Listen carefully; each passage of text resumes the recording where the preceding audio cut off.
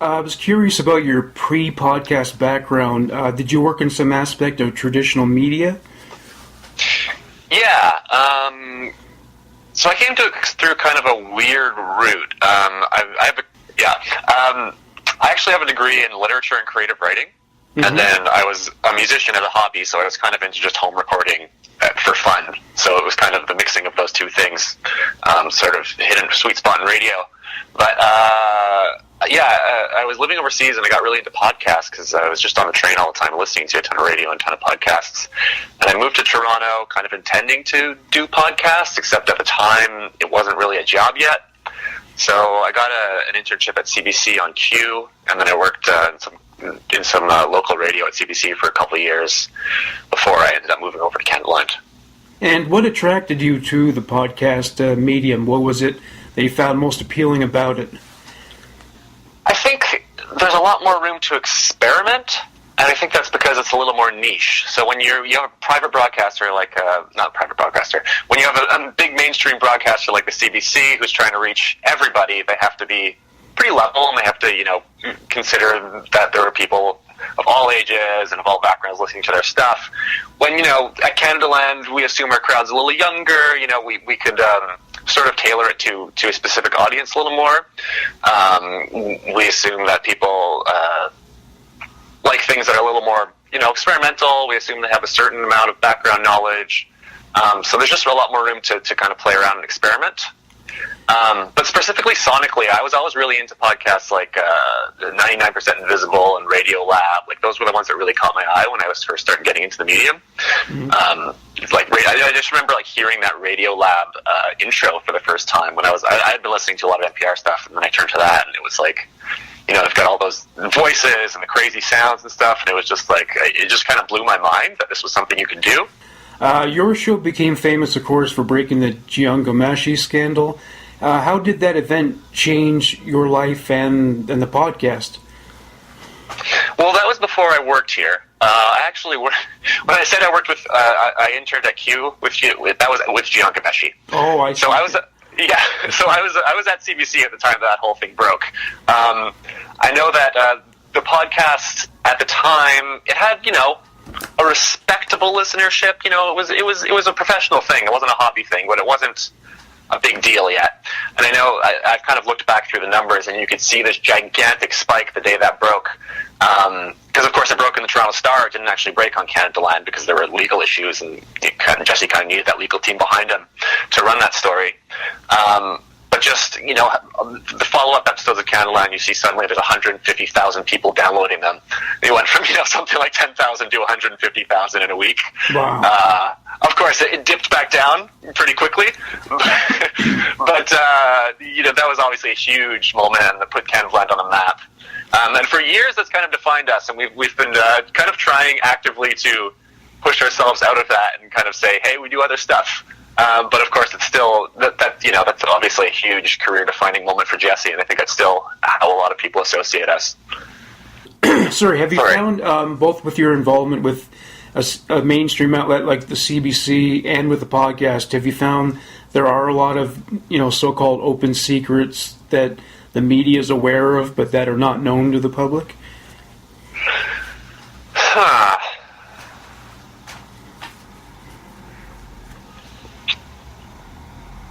I think there are some. I don't think, journalists don't like keeping secrets, especially now when you have, I think before, when it was, more mainstream, there were pre-social media, before there were a lot of smaller media outlets, I think there were more open secrets, but now I think people, any reporter, anyone who just likes saying true things is out there on social media, and they can put it out there. I think there still are secrets, but often it's because there are things that I think people have decided are not worth reporting on. There's weird sexual scandals with politicians and stuff like that a lot of reporters know about, but they're saying, okay, this is actually relevant to the work they do. Does this have any public good in me reporting this? No, it's a private story. So in that sense, there still are some secrets out there.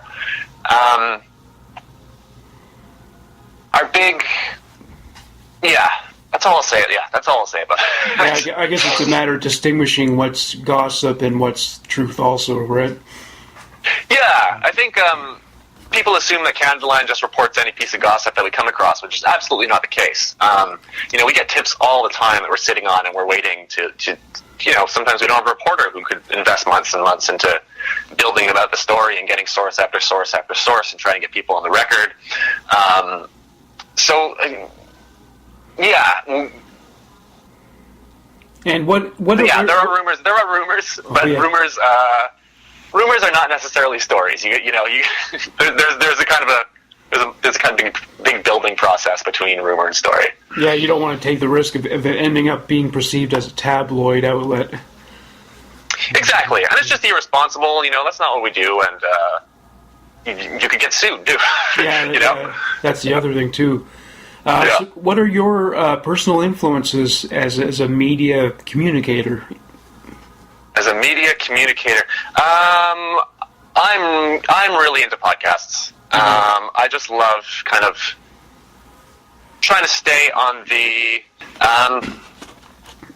I'm really into podcasts. I really try to keep up of kind of the cutting edge of podcasts, like what's going on in Gimlet Media, and now even that's starting to get a little tired. Okay, what's the New York Times doing? Like, they're really pushing audio in a new direction.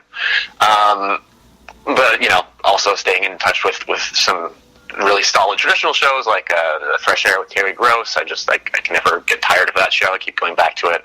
Keep going back to This American Life. And then, of course, I got to keep my hand in the Canadian media, so I read a lot of Toronto Star and Globe and Mail and National Post and all that stuff. But I guess there's two sides to that, because there's one is the storytelling side, and recently I found myself gravitating a lot more towards investigative work, and a lot more towards the kind of work that the Globe and the Toronto Star and Global, sink a lot of money into. Mm-hmm.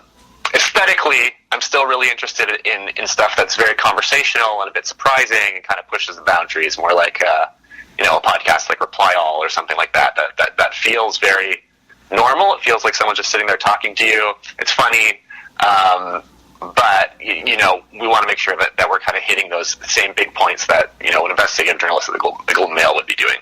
Do you find podcasts are taken as seriously now as broadcasted content on television and terrestrial radio? Still, we're not quite there yet. I think if among our generation, definitely. There's a weird thing where there's just the barrier to entry is so low. Anyone could just, buy a microphone and start a podcast. So in a way, it's like saying I have a blog. You could have your home blog, free blog about whatever you're thinking about, or you could have having it post. It's a very different game. Same thing with podcasting. A lot of people, if you say I have a podcast at a party, it sounds kind of annoying. But it's. I think people are starting to realize, especially since Serial and especially since the New York Times got into it and all this stuff, I think people are starting to realize that this is a serious game. Lately, the past couple of years, we don't really have trouble-looking guests anymore. I used to have to really explain to people, like, what we do and, this is how many listeners we get and just kind of spend a lot more time explaining what a podcast is, where that's not really an issue anymore. Now it's we're part of the landscape, which is nice. But we're still, I think, in the mainstream, among the mainstream audience, I think we're still a kind of fringe part of the landscape. So it's been growing, but it's still definitely not at the same level. Yeah, I found that Canadaland has a different tone from what you might hear on Canadian terrestrial radio or see on television. Jesse's, approach to it.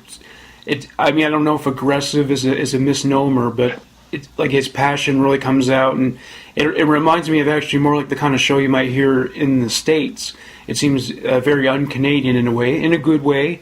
So would you say that distinguishes Canadaland from other Canadian shows of a political nature?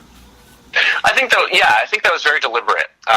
Part of the reason that Jesse started this thing was I think he saw that there was too much Canadian media, not just media, but Canadian society. It was just too polite to say the things that people were really thinking, and too polite specifically for a guy like him who likes to go out and irritate people and push people's buttons. So I think this was like, no holds barred. We're just going to go out and talk about I'm going to go out and talk about what's on my mind. And again, I think that does come, like, you can't do that in the CBC, because the CBC, you have to be very even-handed, and you have to appeal to everyone, whereas he could say, okay, this is a space for something else, like, that people aren't hearing.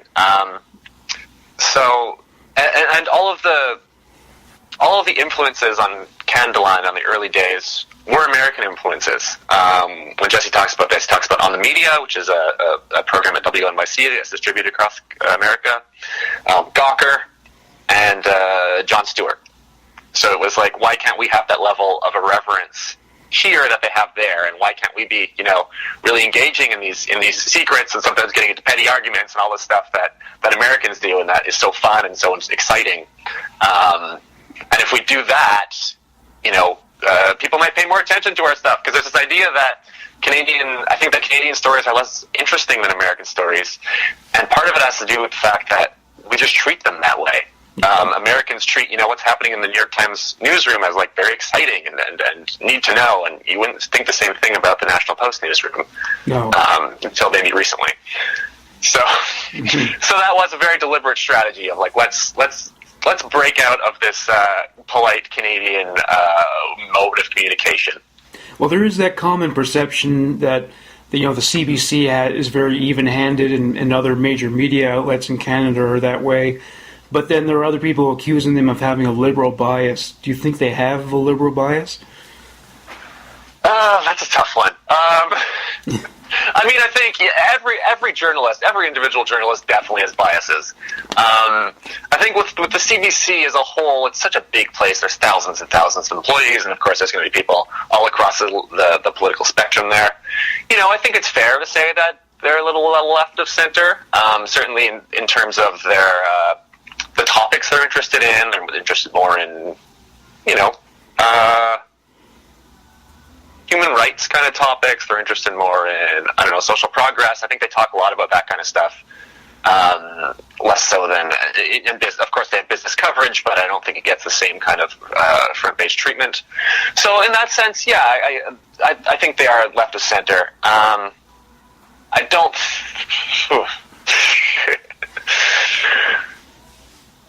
But, this is a hard one to answer. Mm-hmm.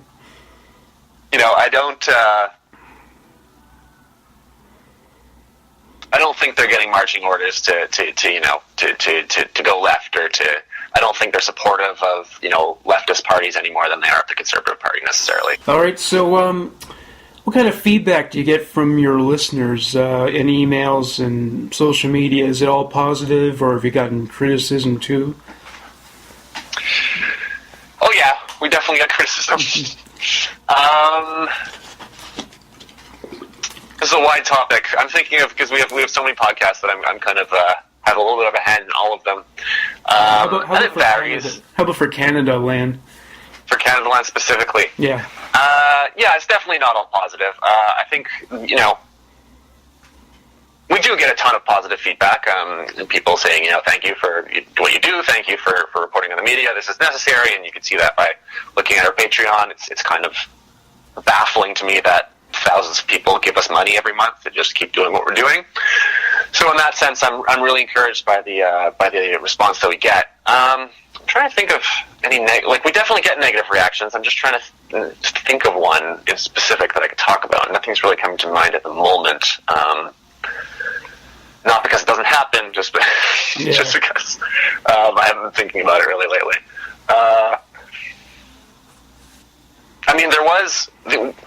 We had a bizarre thing happen to us recently, actually. Jesse talked about it a little bit on the show. We were getting some strange attacks on us, and we have no idea what the source of these are. But we actually had a DDoS attack on our website, so people just flooded our website with traffic trying to block it up. We don't know if that's someone, that we reported on that's unhappy, or if it's someone who doesn't like us, or we don't know, or maybe it's something completely unrelated. We did get a lot of negative... Actually, I'm not going to go there. Sorry, I'm being a little bit careful here. Yeah. There was also a weird story planted about us in the in Post Media recently by this guy at this company called Accuracy in Media, which is this sort of right-leaning organization in the United States. He's a Republican strategist. And he wrote this really strange story about how Canada has a fake news problem. And he highlighted Jesse and he highlighted Canadaland specifically.